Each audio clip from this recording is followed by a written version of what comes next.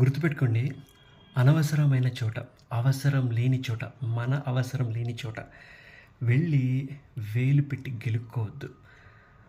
ఎవరో పర్సనల్ విషయాల్లో అస్సలు తలదూర్చొద్దు.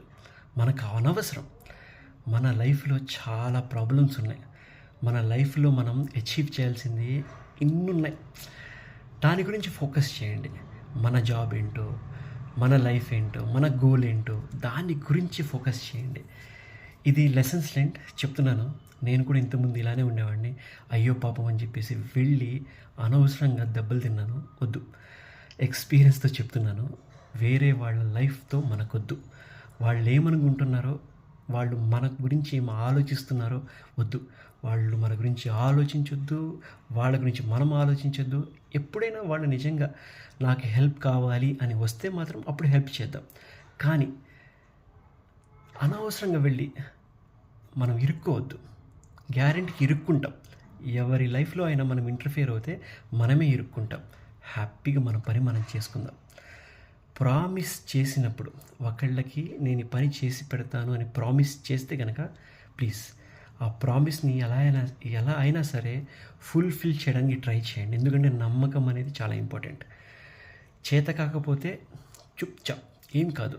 నాకు తెలుసు, తెలియదు అంటే తెలీదు. కాదు అంటే కాదు, అవును అంటే అవును. అంతే.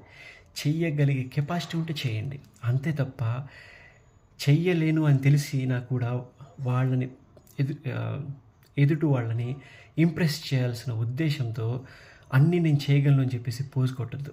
అనవసరంగా మన సెల్ఫ్ రెస్పెక్ట్ మనం పోగొట్టుకుంటాం. అండ్ చాలామంది డబ్బుంది కదా అని చెప్పేసి గర్వంగా ఉంటారు. వినయం చాలా ఇంపార్టెంత.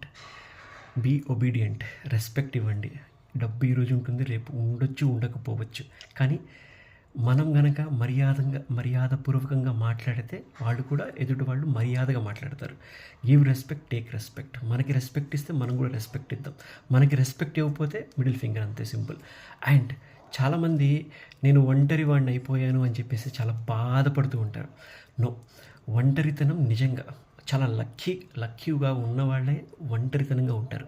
ఒంటరితనంలో ఎవరిని ఇంప్రెస్ చేయాల్సిన అవసరమే లేదు. ఒంటరితనంలో మనం హ్యాపీగా ఉండొచ్చు. ఏదో ఒకటి నేర్చుకోవచ్చు, కొత్తది నేర్చుకోవచ్చు. మన గురించి మనం ఆలోచించుకోవచ్చు. మన హెల్త్ గురించి ఆలోచించుకోవచ్చు. మన బ్యూటీ గురించి ఆలోచించుకోవచ్చు. మన ఇన్నర్ బ్యూటీ గురించి మనం ఆలోచించుకోవచ్చు. మనల్ని మనం అసెస్ చేసుకోవచ్చు. అది సింగిల్గా ఉండడం కూడా గొప్ప కళ. అదృష్టం అది. సో ఏదేమైనా సరే మనం హ్యాపీగా ఉండాలి. గుర్తుపెట్టుకోండి.